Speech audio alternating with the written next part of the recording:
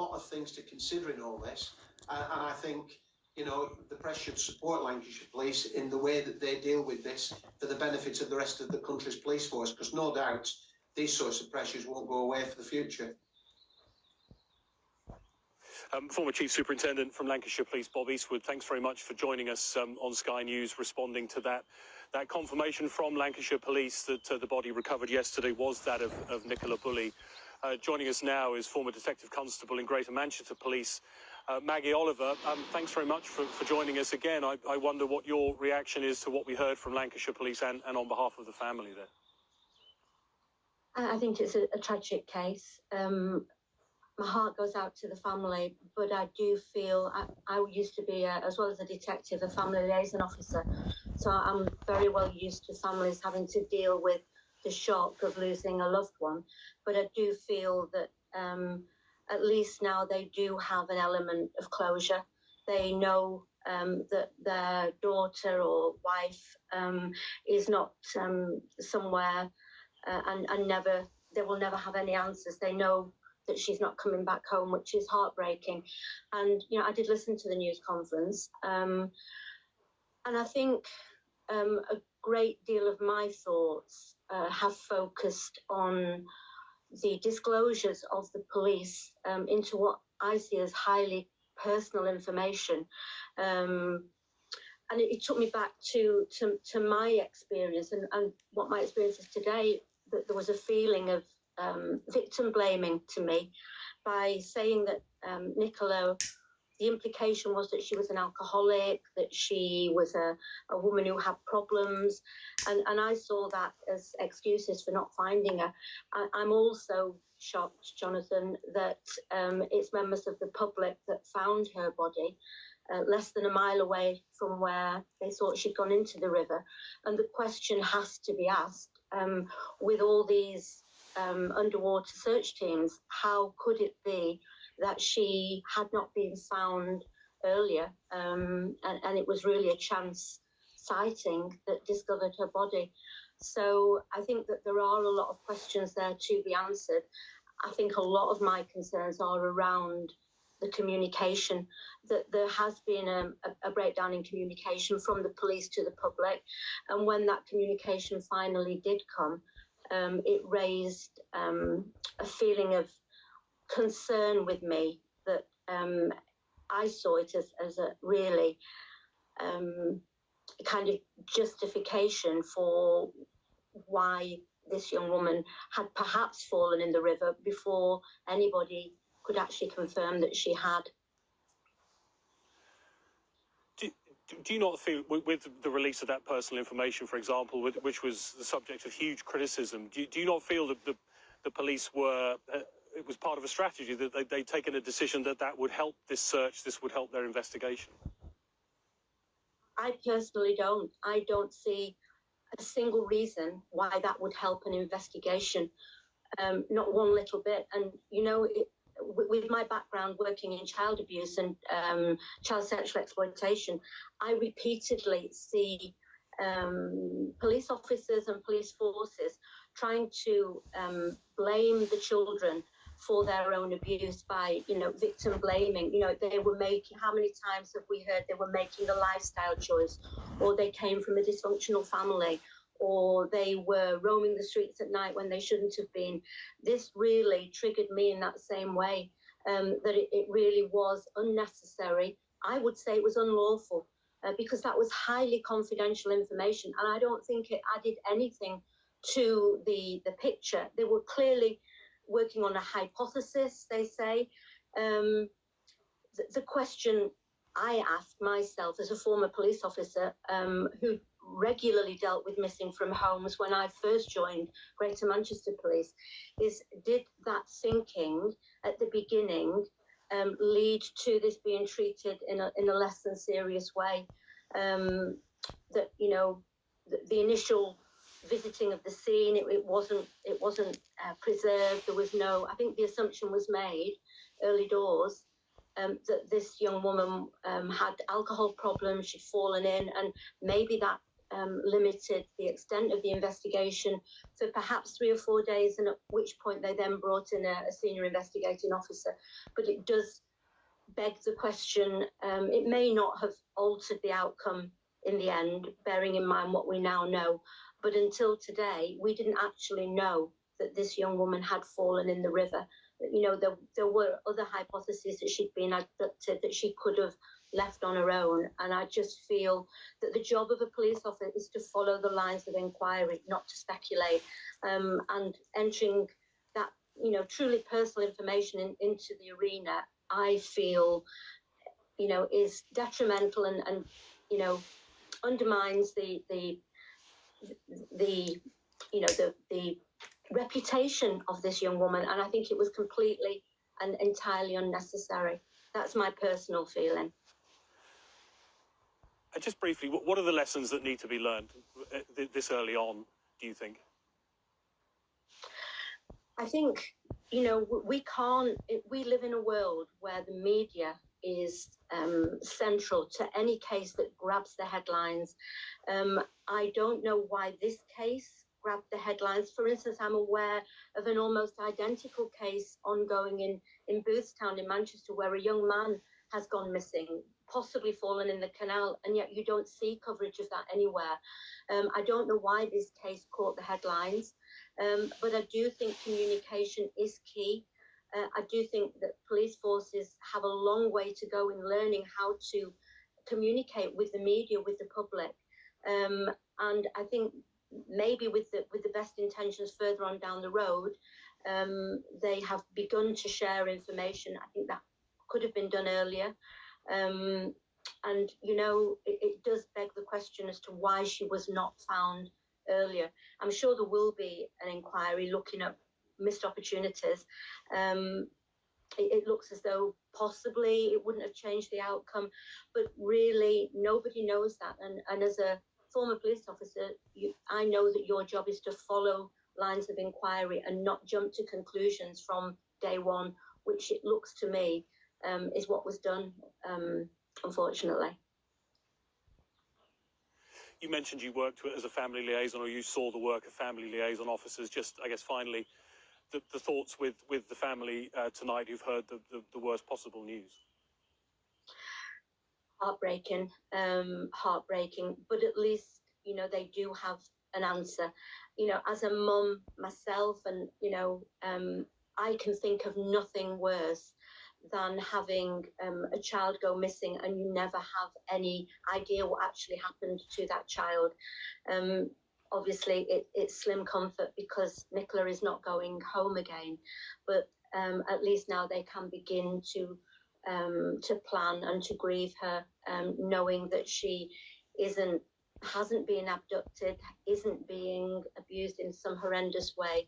It's heartbreaking and it's sad, but I think not having answers is far worse in many respects than at least having some kind of closure to the loss of this young woman, which is really sad.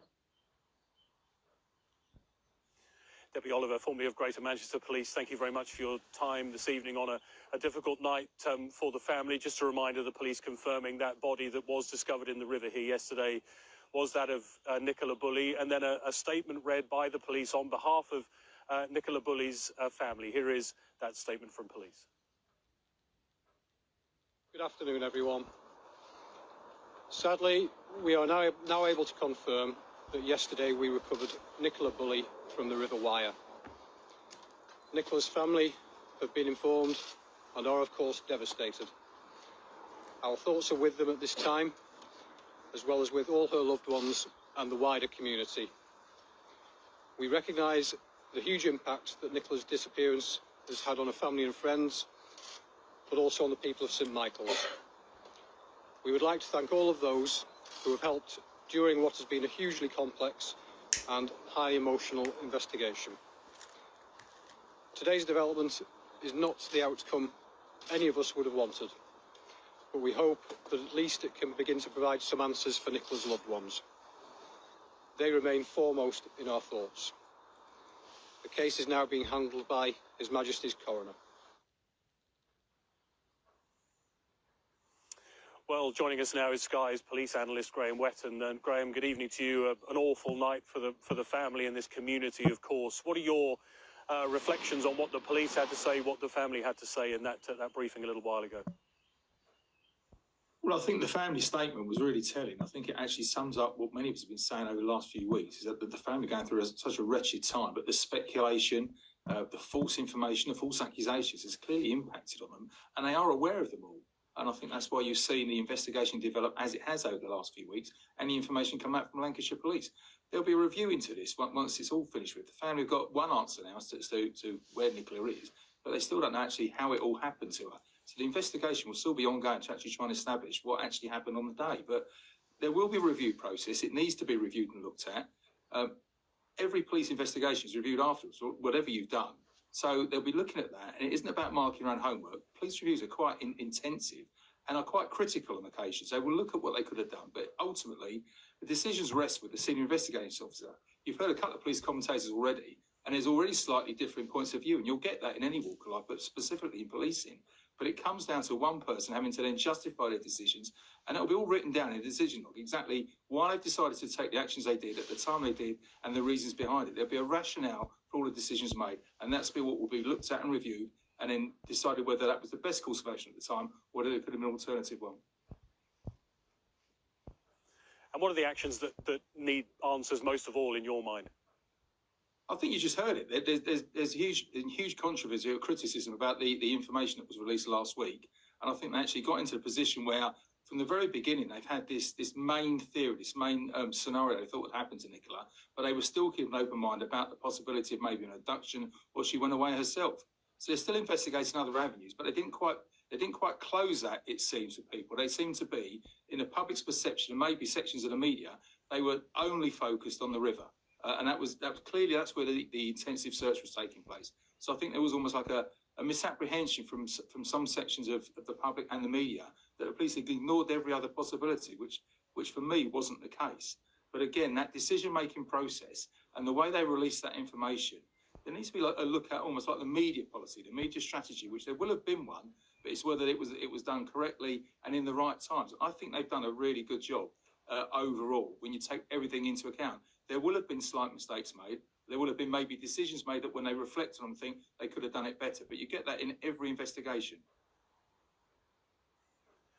Do you think we've seen in this investigation, or how much have we seen in this investigation, the external influences of social media, these TikTok detectives we hear about, how much more difficult the police's job is becoming conducting an investigation like this when they obviously want publicity and attention to help with that investigation?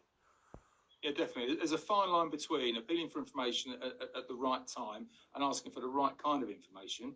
I've never seen such an unprecedented interest in a case. And I think one of your previous guests has mentioned that there's similar missing persons across the country. People go missing every day, but this one seems to attract the attention of people for whatever reason. Then there was speculation on various social media and social forums. I've not known such a glare of publicity.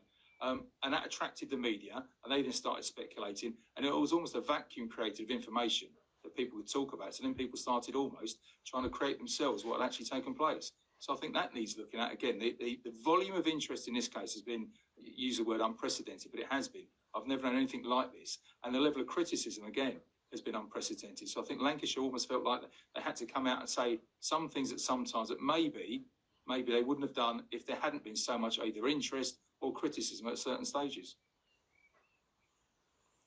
The release of personal information that attracted so much criticism, was that a mistake in your view? I don't think so. I think actually they were almost in a corner where they had to release something because they've been criticised so heavily and in so many quarters about why they'd taken such a course of action. She was clearly a high-risk whisperer from the start, based on the information they had at the time, but they didn't make that information public. They then started to be criticised about the actions they had taken. So they almost had to come out to justify why their decisions had been made at certain times. So there was clearly a reason why they had to release, and I think they used the word or the term vulnerabilities at first. Then it seems they were then being, either it was being speculated on what those vulnerabilities are, so they had to then release a further statement to clarify what they were. To my knowledge, this was all with the consent and the knowledge of the family. So for me, it's almost like you're working for the family's wishes from one aspect to try and actually find some solution for them. You almost have to exclude yourself to a certain degree from the criticism and the suggestions, the ideas from everywhere else.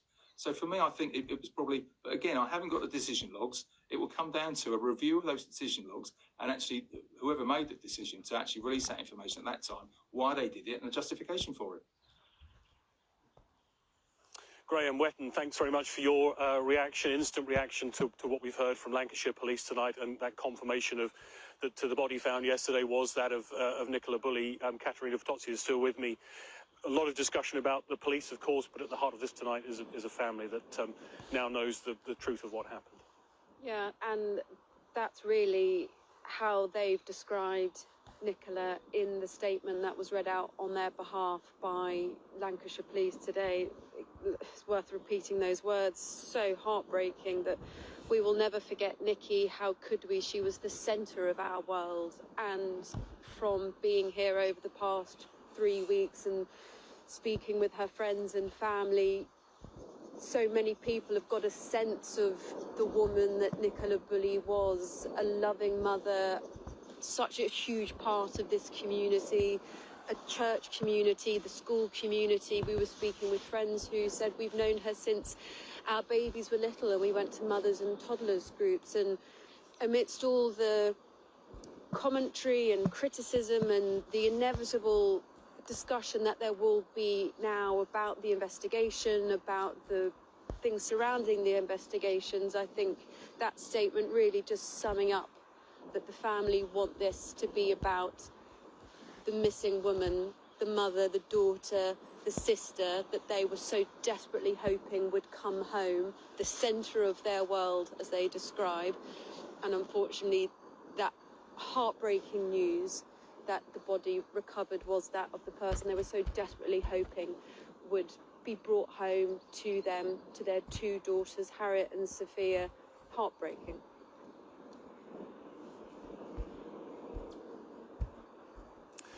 Well, if you're just joining us, a reminder of the breaking news from here in Lancashire. And in the last half hour, police have confirmed that a body found in the River Wire, close to where I'm standing, is that of Nicola Bulley. Her body was discovered yesterday close to the place where she was last seen walking her dog after she dropped her two daughters off at school. That was just over 3 weeks ago, on the 27th of January. Police gave this update a short time ago. Good afternoon, everyone. Sadly, we are now able